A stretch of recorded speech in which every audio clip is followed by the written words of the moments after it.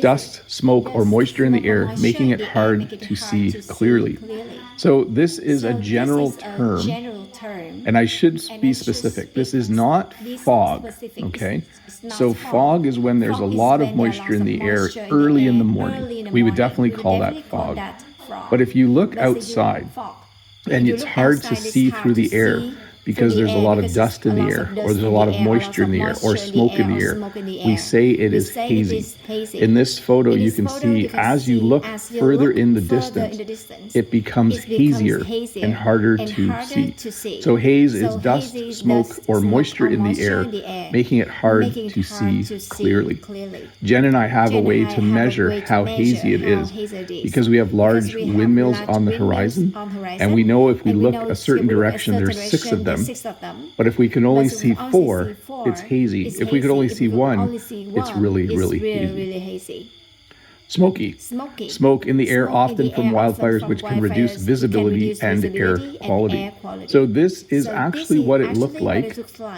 I'm not sure if this picture's from that, but this is what the sky looked like on Tuesday, I think, or was it Wednesday? It was a Wednesday. One of those days. It was just very, very orange. It was kind of odd. It was the middle of the day. My solar panels were not producing any power at all, even though the sun was shining, because it just looked like this. It was very, very smoky. Now, if you're wondering why smoky doesn't have an E in it, there are 2 versions of it. I think if you're talking about Smokey the Bear, like a character, a proper name, it has an E. But if you're talking about this, where there's lots of smoke, you use smoky. So smoke in the air, often from wildfires, which can reduce visibility and air quality. So right now, it's not only, let's look outside again.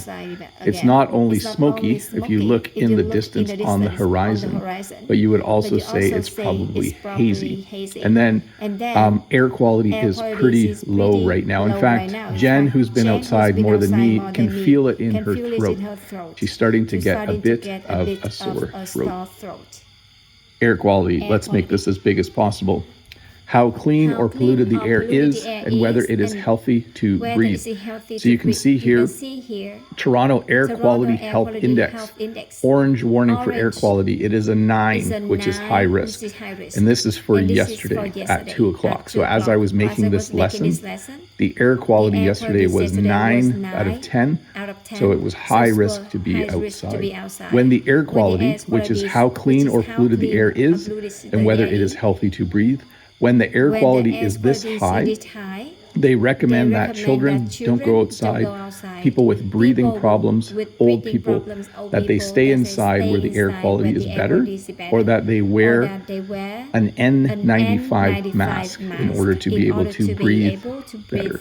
So air quality, how clean or polluted the air is and whether it is healthy to breathe. Downpour.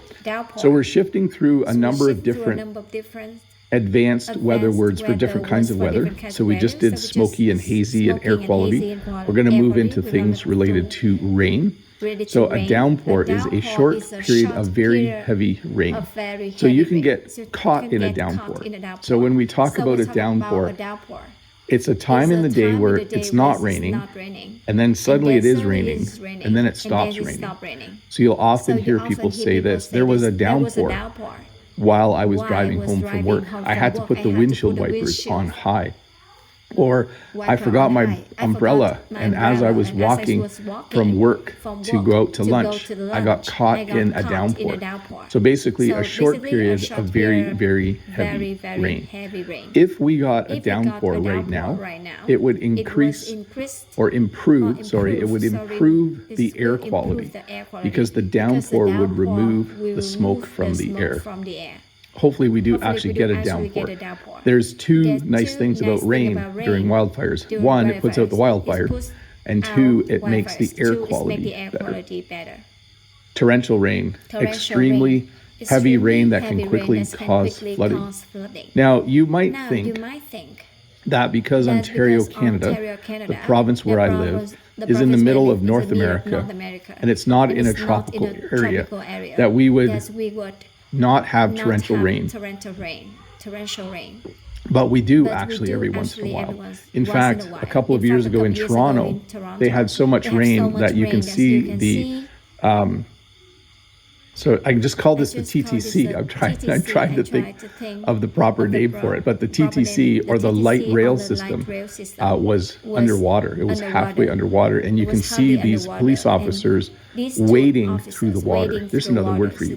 When you wade, it's when you walk through water. So they are wading through the water, WADING, in order to go and see what's happening with the train. So torrential rain. Extremely heavy rain that can quickly cause flooding.